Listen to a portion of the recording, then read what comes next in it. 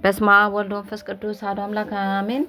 ድርሳነ ገብርኤል ዘወርኃ ታኅሣሥ። በስም በአካል ሶስት በባህሪ በሕልውና በመለኮት አንድ አምላክ በሚሆን በአብ በወልድ መንፈስ ቅዱስ ስም በማመን የተጻፈ ትጉሃን ከሚሆኑ ቅዱሳን መላእክት ይልቅ ፊቱ የሚያበራ ለዓለሙ ሁሉ ፍጹም የደስታና የምስራች ቃል ያስተላለፈ የቅዱስ ገብርኤል ድርሳን ይህ ነው። ጸሎቱ በረከቱ ረዴቱ ከአገልጋዩ ከእኔም ከነመላ ቤተሰቦቼ ጋር እንዲሁም ከሕዝበ ክርስቲያን ጋር ይኑር ለዘላለሙ አሜን።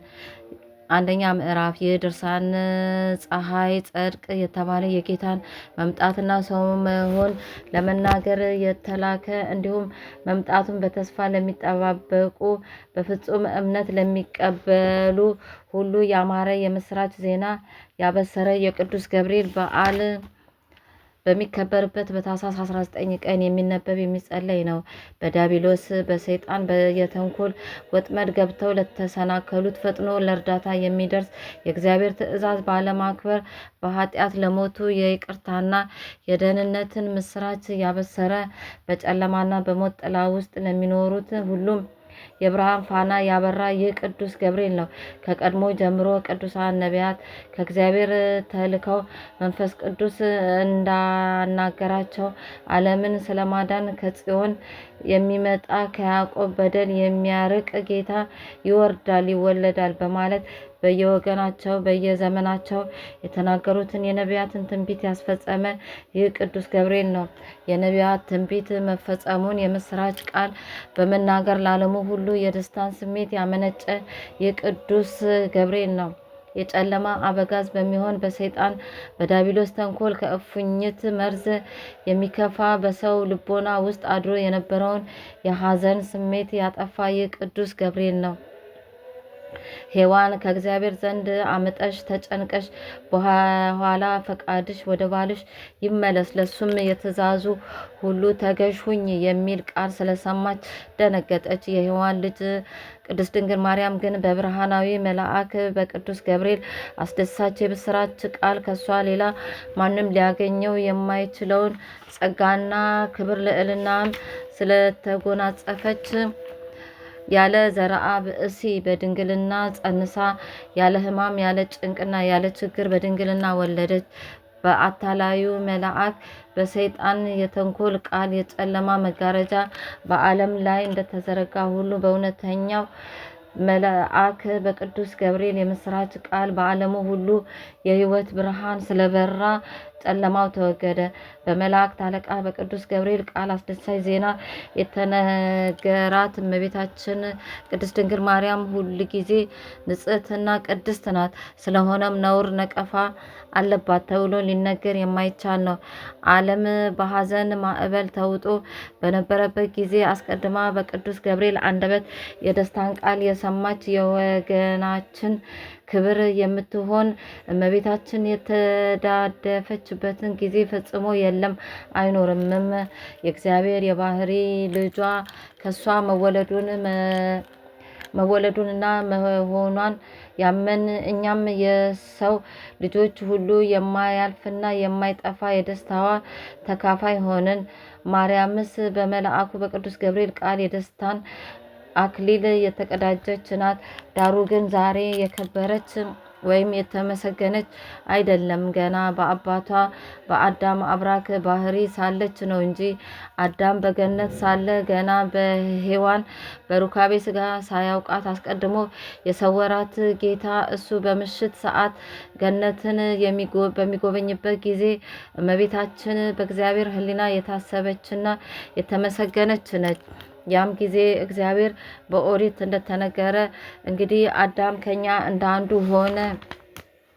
ይህንንም የተናገረው ስለ አዳም አልነበረም። የእግዚአብሔር ቃል የተዋሃደው ከመለኮቱ ጋር አንድ ያደረገው ንጹሕና ቅዱስ ስለሚሆን ስለ እመቤታችን ስጋ ነው እንጂ የሚሆነውን ሁሉ ከመሆኑ አስቀድሞ ያውቃልና። ስለዚህም ንጽሕት ቅድስት የምትሆን የአዳም ልጅ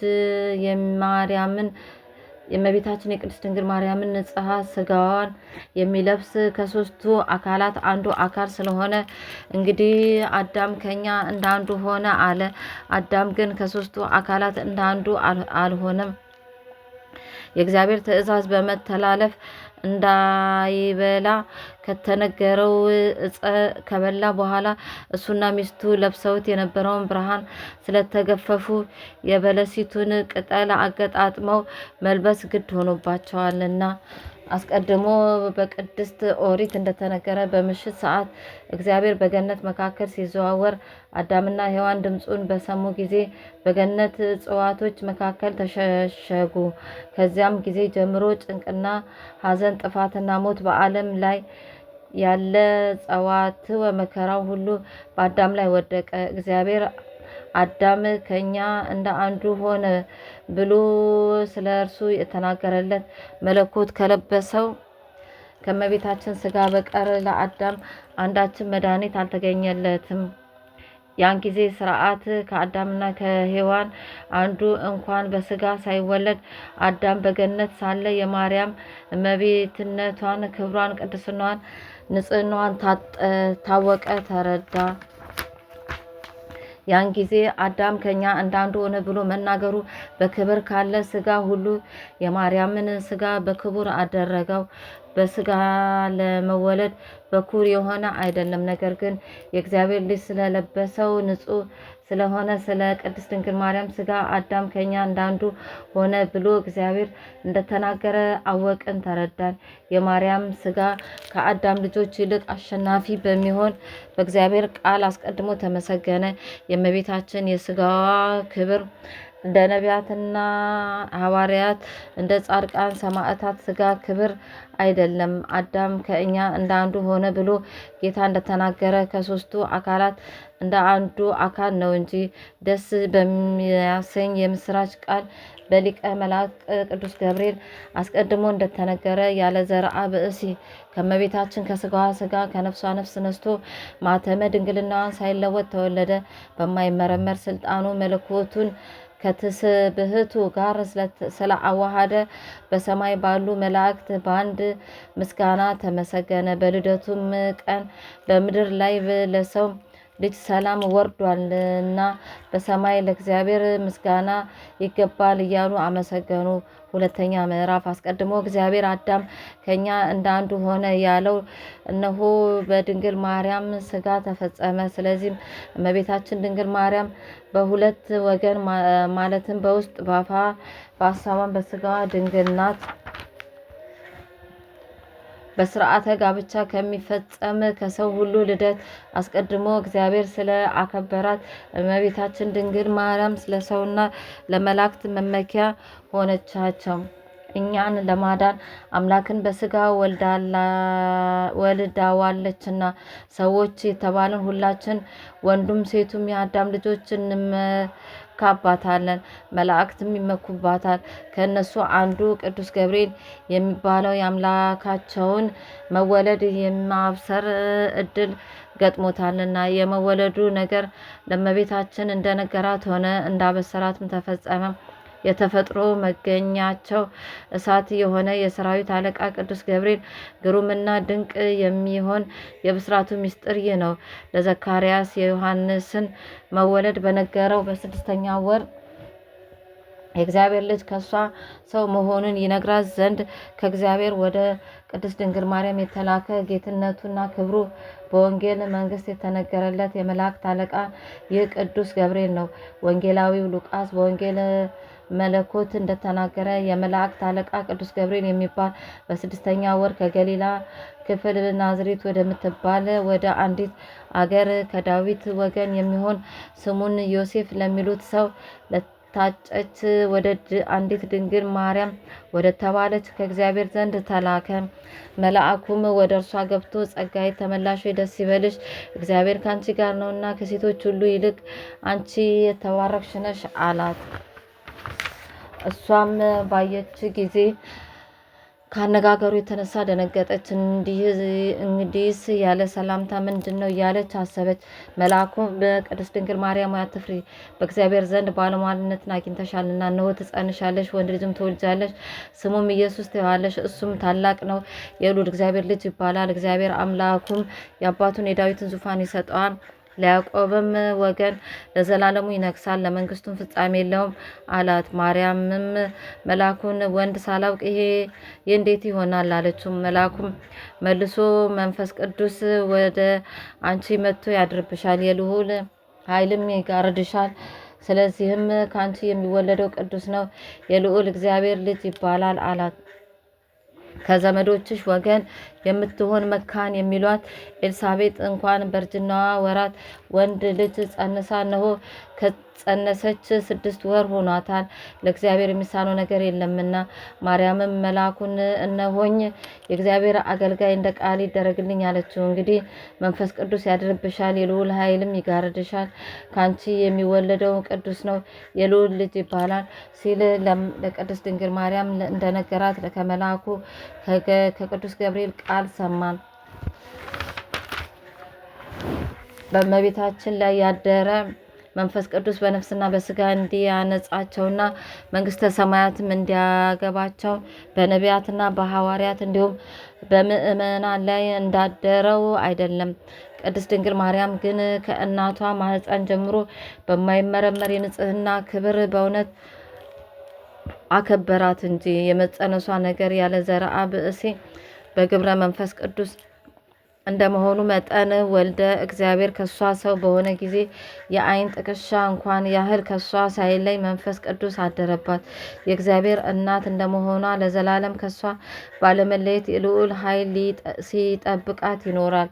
ይህም የልዑል ኃይል ጥበቃ ከሷ አልተለየም። እሷንም ከመጠበቅ ለዘላለሙ ከሷ አይርቅም። ወልድ ያለ ዘርአ ብእሲ ከሷ ተወልዷልና በነቢዩ ዳንኤል እንደተነገረ የሰው እጅ ሳይነካካው ከተራራ ተፈንቅሎ የወረደው ድንጋይ ምስሉን ፈጨው፣ ቀጠቀጠው። ያ ምስልም እንደ ትቢያ ሆነ። ምስሉን የቀጠቀጠው ድንጋይም ታላቅ ተራራ ሆኖ በምድር ላይ መላ። ደብር የተባለችውም ስጋዊ ፈቃድ በሚሆን ዋዛ ነገር የሰው እጅ ሳይጨብጣት እብነ ሕይወት የተባለ ጌታ ከሷ የተወለደ ቅድስት ድንግል ማርያም ናት። ወልድም ከሷ ከተወለደ በኋላ ጸጋው ኃይሉና ፍቅሩ ከሷ አልተለየም። መፈራቱና መወደዱም በላዩ እጥፍ ሆኖ አደረ እንጂ። ስለዚህም ቅድስት ድንግል ማርያም በሁለት ወገን ድንግል ናት እንላለን። ማለት በስጋዋ ድንግል ናት፣ በሀሳቧም ድንግል ናት። ልዩ 3 የሚሆኑ የሥላሴ ፈቃድ በእሷ ላይ አድሯልና ከእግዚአብሔር ፈቃድ ውጪ የሆነ ስጋዊ ፈቃድ በስጋም በሀሳቧም እንዳይቀረጽ ጠበቃት። እንግዲህ በዚህ በቅዱስ ገብርኤል ቃል የማያልፍ የደስታ የምስራች ዜና አስቀድማ የሰማች ቅድስት ድንግል ማርያም ይቺ ናት። 3ኛ ምዕራፍ ለዳንኤል ራእይን የገለጸለት ይህ ቅዱስ ገብርኤል ነው። እኔ ዳንኤል በሱሳ ሳለው ዓይኔን አቅንቼ ስመለከት አንድ ጠቦት በኡባል ወንዝ መካከል ቆሞ አየው። ረጃጅሞች ቀንዶች አሉት። አንዱም ቀንድ ከሌላው ይረዝማል። የሚረዝመውም በኋላ የበቀለው ነበር። ጠቦቱም በምዕራብ፣ በሰሜን፣ በደቡብ በኩል ያገኘው ሁሉ በቀንዱ ይዋጋ ነበር። አራዊትም ሁሉ ሊቋቋሙት አልቻሉም። ከሱ ሊያመልጥ የሚችል አልነበረም። የፈለገውን አደረገ፣ ኃይሉንም አሳየን። እኔ ዳንኤል በሱሳ ጸሎት እያደረኩ ሳለው በደቡብ በኩል ምድርን ሳይነካ የፍየል አውራ ሲመጣ አየሁ። ለዚህም የፍየል አውራ በዓይኖቹ መካከል ታላቅ ቀንድ ነበረው። ቀደም ሲል በወንዙ መካከል ቆሞ ባየሁት 2 ቀንድ ባለው ጠቦት ላይ በኃይል ተነሳሳበት። ፈጥኖም ደረሰበትና ጠቦቱን መታው፣ ቀንዶቹንም ሰባበራቸው። በዚህ ጊዜ በኡባል መካከል ቅዱስ ገብርኤል ብሎ ጠራና ይህን ራእይ አስረዳው የሚል የሰው ድምፅ ሰማው። ከዚያም መጥቶ በአጠገቤ በቆመ ጊዜ ደንግጬ በግንባሬ ወደኩ። እሱ ግን የሰው ልጅ ሆይ አስተዋልክን? ተረዳህ አለኝ። የዚህ የራእይ ጊዜ ገና አልተፈጸመምና በተናገረኝም ጊዜ ደነገጥኩኝ፣ በግንባሬ ተደፋው። እሱ ግን እጄን ይዞ አቆመኝና እንዲህ አለኝ፣ በኋላ ዘመን በሚደረገው እነሆ እነግርሃለሁ፣ የሚፈጸምበትም ጊዜ ገና አልደረሰምና። ቀንድ ያለው ያየኸው የበግ ጠቦት የፋርስና የሜዶን ንጉስ ነው። ሌላው ያየኸው የፍየል አውራ የኤሎንና ንጉስ ነው። በቀንዶቹ መካከልም ያየኸው ታላቅ ቀንድ ከቀንዶቹ በታች የተቀጠቀጠው የመጀመሪያው ንጉሥ ነው። 4 ነገስታት ይነሳሉ። የሚነሱትም በኃይላቸው አይደሉም፣ በመንግስታቸውም ፍጻሜ ኃጢአታቸው ትፈጸማለች። ከዚህ በኋላ ሀፍረት የሌለው ምሳሌ የማይገኝለት ንጉሥ ይነሳል። ልዩ ልዩ ነገሮችንም ደምስሶ መንግስቱን ያጸናል። በጽኑ ኃይሉም ጽኑዓን የሚሆኑ ቅዱሳን ሕዝብን ያጠፋል። የአገዛዙንም ቀንበር ያከብዳል። በስልጣኑ ይመካል፣ ብዙዎችንም ያጠፋቸዋል። እንግዲህ አንተ ይህን ራእይ ለብዙ ዘመን ተጠንቅቀ ጠብቀው አለኝ። ዳግመኛም ራሱ ዳንኤል ጸሎት በማደርስበት ጊዜ ቀድሞ ሲበር ያየሁት ሰው ቅዱስ ገብርኤል መጣ ብሎ እንደተናገረ አሁንም ለዳንኤል የነገረው ይህ ቅዱስ ገብርኤል ነው። እርሱም በሰርክ መስዋዕት ጊዜ ዳሰሰኝና ልብ አድርግ ብሎ በማስጠንቀቅ ዳንኤል ሆይ ዛሬ ጥበብን ልገልጽልህ ላስረዳ መጥቻለሁ። በመጀመሪያ ጸሎት ድምፅ ተሰማ፣ ስለሆነም ልነግር ላስረዳ መጣው። አንተ ተወዳጅ ሰው ነህና በነገሩ አስብበት፣ ያየውንም ባለመዘንጋት ጠብቀው። ወገኖችንም በሰባ ሱባኤ ተስፋ አስደርጋቸው፣ ቅጠራቸው። ቅድስት ሀገርን ቅጠራት፣ ኃጢአትና በደል አመፃም ፈጽመው ይደመሰሱ ዘንድ። እውነት እስከ ዘላለም ትገለጻለች። የነቢያት ትንቢት ይፈጸማል። የቅዱሳንም ቅዱስ ሰው ይሆናል፣ ይቀባል። ከቃሉም አነጋገር የተነሳ የምትናገረውን ታውቃለህ። ኢየሩሳሌም እስከ ንጉሥ ክርስቶስ 70 ሱባኤ 62 ተመልሶ ትታነጻለች። አደባባዩም አካባቢዋ ይታደሳል። ዘመንም ይፈጸማል።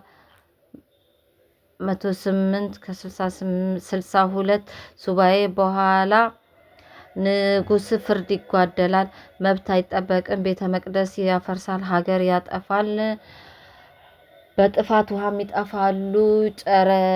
ጨርሰውም እስኪጠፉ ድረስ እየተዋጉ ያልቋሉ። ሱባኤዎች በብዙ ስርዓት አይነት ይፈጸማሉ። መስዋዕት ያልፋል፣ በአካባቢውም ያለ ሁሉ ፈጥኖ ይጠፋል። የብዙዎች ስርዓት ግን ለአንድ ሱባኤ ተኩል ይጸናል። በመቅደስ ውስጥ ያረከሱት ሁሉም ይጠፋል። የመስዋዕቱ ህልውና ያልፋል፣ እስከ ዘመናትም መጨረሻ ለጥፋት ይሰጣል። እነሆ ሄኖክ ስለሱ የተናገረለት ቅዱስ ገብርኤል ይህ ነው። እግዚአብሔር የመላእክት አለቃ ቅዱስ ገብርኤልን ወደ እነዚህ አመንዝራዎችና እንዲሁም የተናቁ የተጠሉ ወደ ዘማውያን ልጆች ሂድና እነሱን ለኃጢአት የሚገዙትን ልጆቻቸውን ከሌሎች የሰው ልጆች ለይታ አጥፋቸው አለኝ። ዳግመኛም ሄኖክ ስለ ቅዱስ ገብርኤል ስለ ቅዱስ ኪሩቤልነት ሲናገር ከቅዱሳን መላእክት አንዱን በገነትና በምንጮቹ አጠገብ ኪሩቤልን አየው። ከመናፍስት ጌታ በአራቱ ማዕዘን የተመደቡና የተሰየሙ 4 ገጻት ነበሩት። እነሱም በእግዚአብሔር ፊት ሲያመሰግኑ የምስጋና ቃላቸውን ሰማሁ አለ። ሶስተኛም በመናፍስት ጌታ ስም በምድር ለሚኖሩ ሁሉ ሲጸልዩ ሲለምኑና ሲማልዱ ድምፃቸውን ሰማሁ። ሶስተኛው ከሰራዊት ሁሉ በላይ የሚሆን ቅዱስ ገብርኤል ነበር። ቀድሞ በነቢዩ በዳንኤል ረቂቅ ምስጢር በተገለጸበት በሄኖክ በመለኮት ወንጌል እንደተነገረው የቅዱስ ገብርኤል የምስጋናው ቃል ይህ ነው። ዳግመኛም ቅዱሳንን ለመርዳት እንደተላከ ከሰማዕታት መጽሐፍ ገድል ያገኘውን ከቅዱስ ገብርኤል ከብዙ ምስጋናው ጥቂቱን እንጽፍላችኋለን። ሄሮድስ ዮሴፍና ኒቆዲሞስን ጽኑ ቅጣት ሊቀጣቸውና ሊገድላቸው በመከረ ጊዜ ሊያድናቸው የተላከ ይህ ቅዱስ ገብርኤል ነው። እነሆ የእግዚአብሔር መልአክ ቅዱስ ገብርኤል ወደ እነሱ ወርዶ መልካም መዓዛ በተመላበት ከክንፉ ሰወራቸው። ያም ቦታ በታላቅ ብርሃን ተመላ። ከተንኮለኛዋ ከሄሮድያዳ እጅ የመጥምቁ ዮሐንስ ራስ ነጥቄ ወስጄ ከዓለም የለየሁት እንዲሁም አመፀኛ ሄሮድስን ቀጽፌ ተልቶ እንዲሞት ያደረኩ እኔ ቅዱስ ገብርኤል ነኝ ሲል ነገራቸው። ገላውዲዮስም የተቃወሙትና የተጣሉትን ወደ ሀገሩ እንዳይሄድ የከለከሉትን ጠላቶቹን ፈጽሞ እስኪፈጃቸውና እስኪያጠፋቸው ድረስ ለገላውዲዮስ ሰይፍ የሰጠሁት የመላእክት አለቃ እኔ ቅዱስ ገብርኤል ነኝ። በውስጧ የግብፅ ባህር ምልክት ስዕል ያለበት ኔቅሎን ከሚባል ቦታ ከተሰራች ቤተ ክርስቲያን ከምህዋሩ ከመዛነቢያው እንጨት ተአምራቱን ያሳየ የቅዱስ ገብርኤል ነው። ከዚች እንጨት በቅዳሴ ጊዜ እንደ ላብ ያለ ውሃ ይታያል። ይኸውም በዚያች ዓመት ጽጋብ የሚሆን ከሆነ ከእሷ የውሃ ነጠብጣብ ይታያል። ረሃብ የሚሆን ከሆነ ግን የእሳት ነጸብራቅ ይታያል። አባ አካውህ ስለ ክርስቶስ ስም ስቃይና መከራ በተቀበለ ጊዜ በሰማዕትነት ያጸናው የረዳው ይህ ቅዱስ ገብርኤል ነው። እናንተ የቤተ ክርስቲያን ልጆች ሁላችሁ ቅዱስ ገብርኤልን በብርሃናዊ ክንፎቹ እንዲሰውራችሁ በአማላጅነቱ ከሰይጣን ወጥመድ ታከብሩ ዘንድ አስደሳች መልአክ ከሚሆን ከቅዱስ ገብርኤል ከብዙ ምስጋናዎቹ ጥቂቱን ጻፍንላችሁ። ልመናችሁን ከኃያላን ጌታ ዘንድ ያደርስላችሁ። በእስራኤል ዘንድ የተመሰገነ ጌታን በማማለድ በመስገድ ኃጢአታችሁን ያስተሰርይላችሁም። በቅዱሳን ላይ አድሮ የሚኖር ወደ ሕያው አምላክ በመዓልትም በሌሊትም ጸሎታችሁን ያሳርግላችሁ። የዕጣናችሁን መዓዛ በሰማይ ካሉ ካህናት ማዕጠንት ጋር ይደምርላችሁ። በዓሉን እያከበራችሁ በቀና ጎዳና ይመራችሁ ዘንድ የመላእክት አለቃ የሚሆን የቅዱስ ገብርኤልን የምስጋና መታሰቢያ የምትሆን ይችን መጽሐፍ ለጻፍኩ ኃጥእና በደለኛ የመሆን ከእኔም ቸርነቱን ይቅርታውን እንዳያርቅ መላእክትን የፈጠረ የሁሉ አባት የዓለም ጌጥ ወደሚሆን ፈጣሪ ለምኑልኝ። ወገኖቼ ሆይ የዘላለሙ ሕይወትን ይወርሱ ዘንድ ከስህተት ጎዳና የሚጠብቁ ጽኑዓን ኃያል በሚሆኑ መላእክት ስልጣን ይጠበቁ። በፍጹም ልቦናቸው እሱን የሚያመልኩ ከእኔ አስቀድሞ የነበሩትን አበው ትጉሃንና ኃያላን በሚሆኑ መላእክት እጅ እንደረዳቸው እኔንም እንዲሁ ይርዳኝ። ስለ ቅዱስ ሥጋው ስለ ክቡር ደሙ ኃጢአቴን ይቅር ይበል፣ በደሌንም ያጥፋ ይደምስስ። በታላቅ ግርማ በሚመጣበት ጊዜ በፊቱ እንዳናፍር ባለሟልነትን እናገኝ ዘንድ ትእዛዙን ለመፈጸም ሕጉን ጠብቀን ለመኖር የበቃን ያድርገን። በቸርነቱ ብዛት ከሰማያዊ አዳራሹ ያግባን።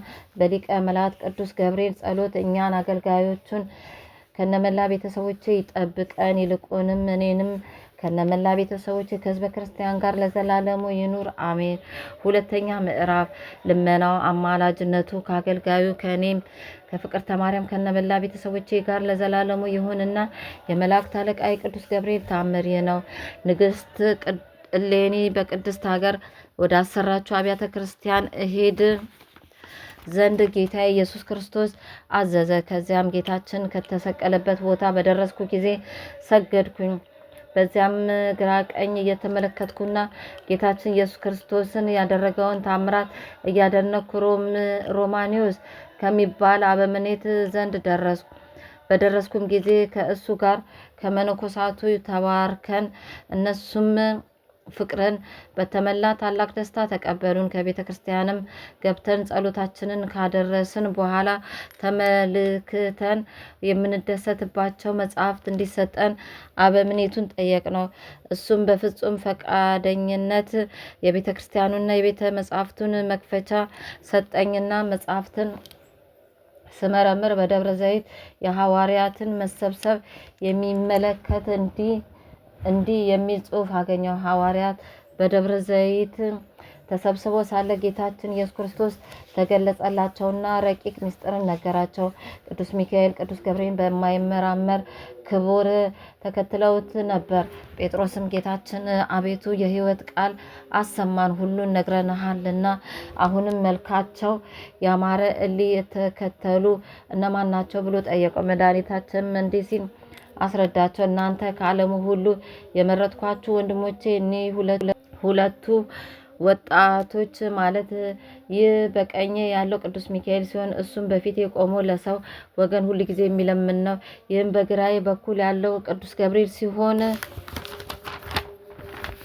እሱም መሐሪ ከሚሆን ከአባቴ ዘንድ ወደ ዓለም በተላከ ጊዜ ከድንግል ማርያም መወለዴን የመልካም ምስራች በግልጽ ያበሰረ ነው። ቀድሞም ለካህኑ ለዘካርያስ በዚያ ወራት ተገልጾ ወንድ ልጅ ይወለድልሃል፣ ስሙንም ዮሐንስ ብለህ ትጠራዋለህ ባለው ጊዜ የአንደበት መዘጋት ዝምታን ያሰፈነበት እሱ ነው። የጌታ ወዳጅ ዮሐንስም መልሶ ጌታዬና አምላኬ ከመላእክት ወገን የመረጥካቸው የሾምካቸው እኔ ብቻ ናቸው ሲል ጠየቀው። መድኃኒታችን ወዳጄ ቅዱስ ዮሐንስ ሆይ 9 የመላእክት አለቆች በሰማያት በእውነተኛ ብርሃን ይቆማሉ።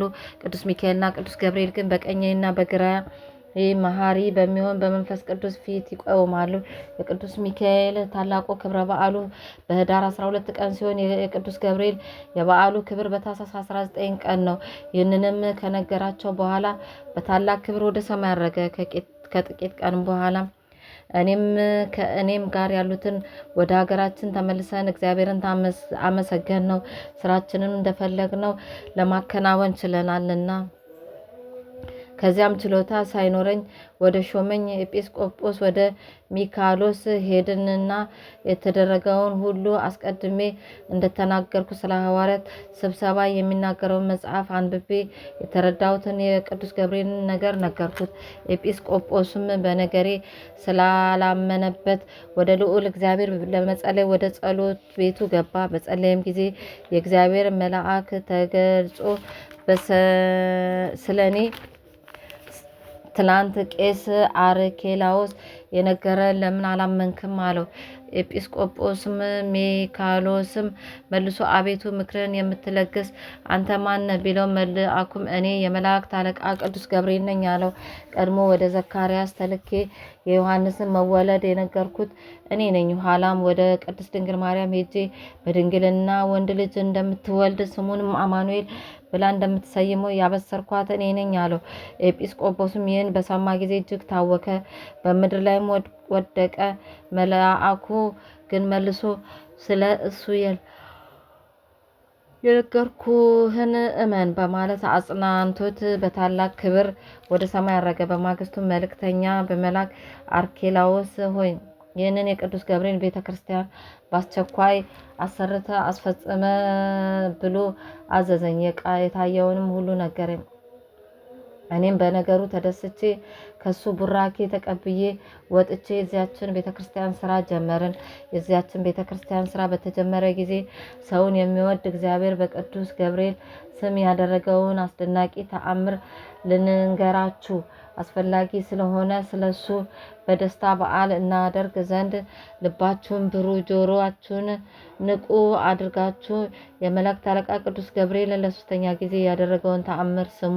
ለቤተ ክርስቲያን መሰረት በሰው ቁመት ያህል ወደ መሬት ሲቆፍሩ ቀንድ ያለው እባብ መጥቶ የሚቆፍረውን ሰው ነከሰው።